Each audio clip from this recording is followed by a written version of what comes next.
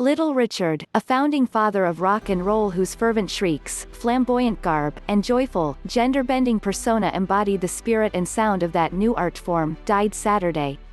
He was 87. The musician's son, Danny Jones Penniman, confirmed the pioneer's death to Rolling Stone, but said the cause of death was unknown.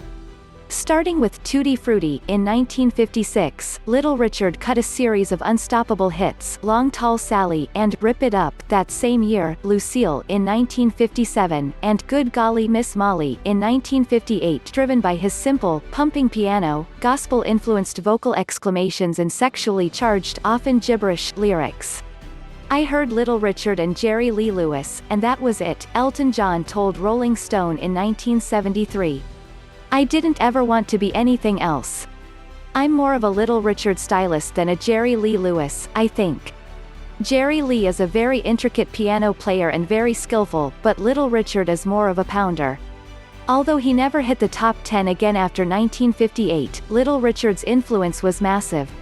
The Beatles recorded several of his songs, including Long Tall Sally, and Paul McCartney's singing on those tracks, and the Beatles' own I'm Down paid tribute to Little Richard's shredded throat style.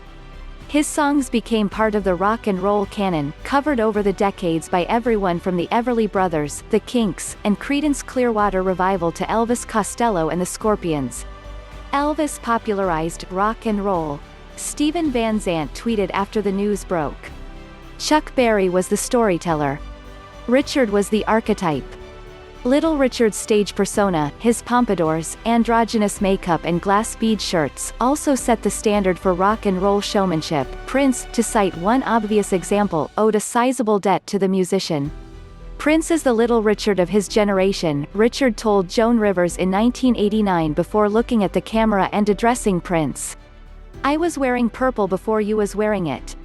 Born Richard Wayne Penniman on December 5, 1932, in Macon, Georgia, he was one of 12 children and grew up around uncles who were preachers. "I was born in the slums. My daddy sold whiskey, bootleg whiskey," he told Rolling Stone in 1970. Although he sang in a nearby church, his father Bud wasn't supportive of his son's music and accused him of being gay, resulting in Penniman leaving home at 13 and moving in with a white family in Macon. But music stayed with him. One of his boyhood friends was Otis Redding, and Penniman heard R&B, blues and country while working at a concession stand at the Macon City Auditorium. After performing at the Tick Tock Club in Macon and winning a local talent show, Penniman landed his first record deal, with RCA, in 1951.